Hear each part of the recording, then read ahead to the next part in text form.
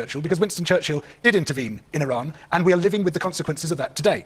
So Churchill and his counterparts in the US launched a coup against the democratically elected Prime Minister of Iran, Mohammad Mossadegh, in 1953, because he was nationalizing the oil industry. He said, this oil belongs to Iran, it shouldn't be all captured by the Anglo-Iranian oil company and siphoned out of our country and the wealth taken away from us. A perfectly reasonable position, but Churchill wasn't having any of that. He prompted the US, in particular the CIA, to launch a coup, overthrew Mossadegh, who was a highly popular leader. He was revered by his people to an extent that very few of ours ever are, and installed instead, reinstalled the Shah of Iran, Reza Pahlavi, with his brutal, cruel regime.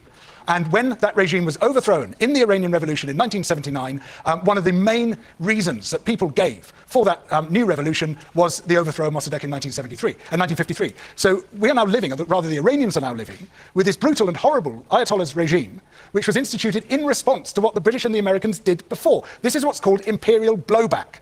And we think we're being so clever and so brilliant in wading in to countries about which our governments often seem to know very little, plunging in and firing missiles and staging coups and all the rest of it, but we don't think of those long-term outcomes, those long-term consequences, and the absolutely catastrophic effects that they can have many decades down the line.